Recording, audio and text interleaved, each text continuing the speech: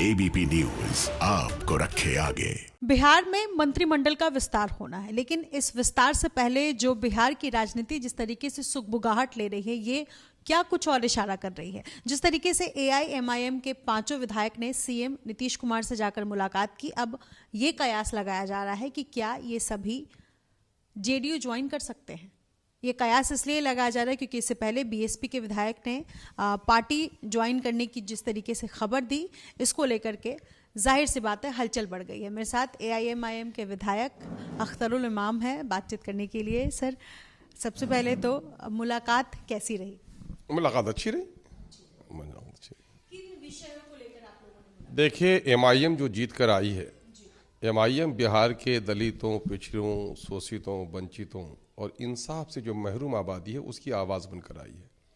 और बिहार में सबसे ज़्यादा वंचित क्षेत्र अगर कोई है तो सीमांचल है। सीमांचल में अनेकों मसाइल हैं, आप गई हैं तो जानते होंगे और जानती होंगी आप। मामला ये है कि बाढ़ वहाँ की एक समस्या, बड़ी समस्या है।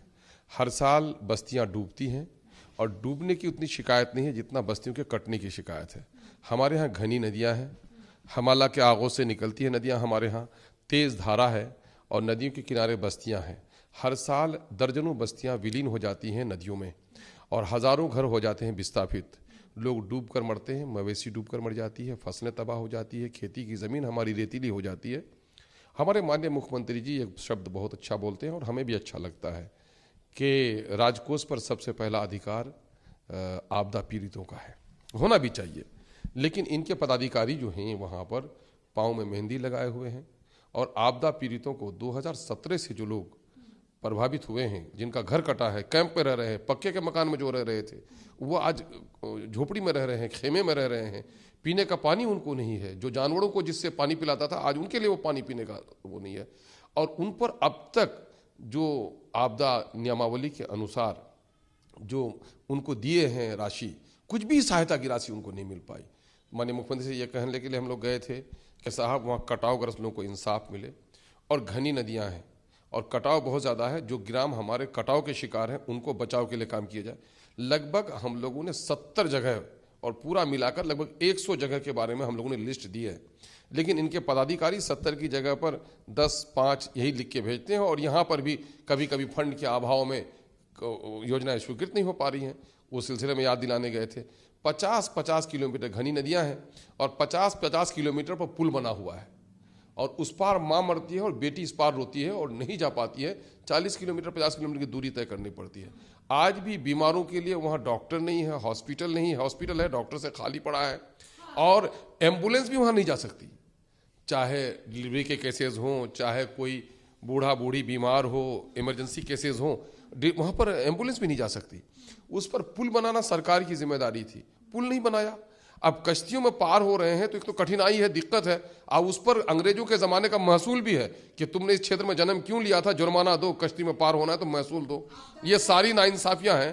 तो इन सब को लेकर गए थे। अलीगढ़ यूनिवर्सिटी का मुद्दा है कि अलीगढ़ यूनिवर्सिटी का जो कैंपस की शगंज के लिए एक ड्रीम प्रोजेक्ट था एजुकेशनिस्ट लोगों का कि साहब वहाँ पर हो, और ज़मीन दी है माननीय मुख्यमंत्री जी ने, हम लोग इसके लिए बधाई देते हैं। लेकिन एनजीटी वालों ने उसमें एक लगा दिया है लफड़ा खामखा का। ये शिक्षा के विरोधी हैं या अक़लियतों के विरोधी हैं या सीमांचल के दुश्मन हैं जो काम होने नहीं देना चाहते हैं, उसकी वजह से मामला अटका पड़ा हुआ है। वो भी कहने के लिए गए थे आप ज़रा इस मामले में पहल कीजिए। आप अगर बिहार का विकास चाहते हैं तो क्या सीमांचल के विकास के बगैर बिहार का समुचित विकास हो सकता है? संतुलित विकास, इंसाफ के साथ तरक्की का अलाप, तो उसके बगैर इंसाफ कैसे हो सकता है?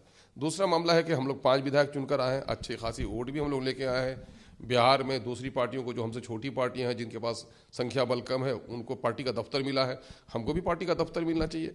ये मौजूआत थे जिस पर बात करने के लिए गए। और माननीय मुख्यमंत्री जी को मैंने देखा कि जब मैंने उनको कहा कि 50-50 किलोमीटर पर पुल है हमारे, उसके पेशानी पर हमने बल देखा कि शायद लगता है कि उनकी संज्ञान में बात नहीं थी। हम लोगों ने बड़ी मजबूती से बात उनको दी है और हम लोग उम्मीद करते हैं कि शायद इस पर कोई एक्शन लें। आपकी इस मुलाकात के दूसरे मतलब भी निकाले जा रहे हैं, राजनीतिक मायने निकाले जा रहे हैं कि नीतीश कुमार से मुलाकात जो हुई है, तो क्या ये संभव है कि साथ में अगर आप पार्टी में जुड़ जाएं, अगर आप ज्वाइन कर ले एआईएमआईएम छोड़कर, तो बेहतर विकास होगा, ऐसा है क्या? आप ये बात बताइए तो विधायकों का एमएलए लोग अगर मुख्यमंत्री से, चीफ मिनिस्टर से नहीं मिलेंगे तो किन से मिलेंगे? हाउस के लीडर हैं, राज्य के मुखिया हैं, हमारे समस्याओं का हल परचून की दुकान में होगा क्या? और वैसे बहुत सारी मिनिस्ट्रीज अभी सेंट्रलाइज हैं, तो जाहिर है कि उनसे मिलना ही था। इत्तेफाक से वहाँ जल संसाधन मंत्री भी थे, जिससे हमारी ये समस्या जुड़ी हुई थी। हमारे लिए तो अच्छा हुआ कि बातों को उनके सामने समझ करने का मौका मिला। अब मायने निकालने का न किसी के दिल पे हमारा पहरा है, न किसी के सोच पे हमारा पहरा है, जो जिस चाहे से देखे। ये स्पष्ट कर रहे हैं कि इसके दूसरे मायने नहीं निकाले जाए। अब वो निकालना चाहे तो भाई, चूंकि निकालने वालों पर हमारा कोई कब्जा नहीं है, पहरा नहीं है, भी नहीं बोलना है ना भी नहीं बोलना। मामला साफ है, मेरी नीयत साफ है, मैं गया इसी काम से था। भाई चलती सड़क है, कोई अर्थी उठाया जा रहा है, कोई बारात लिया जा रहा है, कोई बीमार माँ के लिए दवा के लिए जा रहा है, एक सड़क पर कई लोग गुजरते हैं। मुमकिन है कि कुछ लोग मंत्रालय मांगने गए होंगे, लेकिन हम तो सीमांचल की सारी समस्याओं का हल मांगने जाते हैं। हम तो यहाँ तक कहते हैं कि अगर हमारी सदस्यता भी चाहे तो इसकी बलि देने के लिए तैयार हूं, लेकिन सीमांचल के लोगों का हक दे दो, यही कहने के लिए। और फिर हमारा एक हिस्सा है कि अभी हम जिला स्तर से लेकर विभाग से लेकर के हम मंत्री तक, और मंत्री से लेकर हम मुख्यमंत्री तक, और आगे दिनों में हम गवर्नर साहब से भी मिलेंगे कि हमारे समस्याओं का समाधान हो। अगर इंसाफ के साथ तरक्की का दावा है तो सीमांचल के साथ बड़ी नाइंसाफी हुई है, उसका बड़ा बकाया है, उसको स्पेशल पैकेज दीजिए, वहाँ की समस्याओं का हल कीजिए। वरना नहीं तो हम लोगों ने ऐलान भी कर रखा है, सीमांचल की समस्याओं का करो समाधान, वरना होगा चक्का जाम। उसके लिए एक बड़े संघर्ष की तैयारी का हिस्सा है हमारा ये। पांचों विधायक जो एक साथ गए हैं, इस मुलाकात का इस पर तो बधाई दीजिए कि कितने एकजुट हैं हम लोग। अगर एक जाते तो आप कहते कि टूटने के कगार पर चुप के मिले, एकजुट होने तो नहीं गए थे। दो जाते तो कहते कि हाँ सिंग लगाई जा रही है, आप तो उससे भी मानी निकाल लेते। तीन चले जाते तो कहते कि पार्टी का टूटना निश्चित, तो आप तो ये भी मानी निकाल लेती।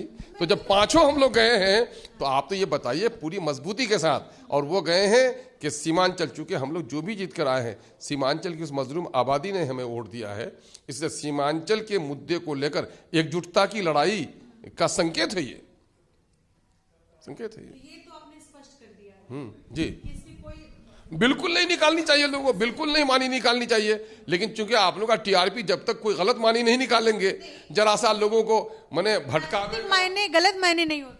नहीं, गलत मायना इस मामले में मैं आप पर कोई आरोप नहीं लगा रहा हूं कि गलत मायना इसलिए लगाने का कि बहुत सारे लोग मंत्रिमंडल की बात चला रहे हैं, कुछ सारे लोग कह रहे हैं कि विलय हो रहे हैं, है ना, तो ये बातें तो गलत ही है ना, तो इनको क्या कहेंगे आप, ये तो शुद्ध नहीं है ना, है ना। ये अख्तरुल इमान है जिनका कहना है कि हम जो जिस क्षेत्र से आते हैं उस क्षेत्र के कई मुद्दे हैं, उन मुद्दों को लेकर हमने सीएम से मुलाकात की, लेकिन मायनों का क्या है, मायने निकलते रहते हैं। अपने सहयोगी विशाल राय के साथ नितिश्री, एबीपी न्यूज़, पटना।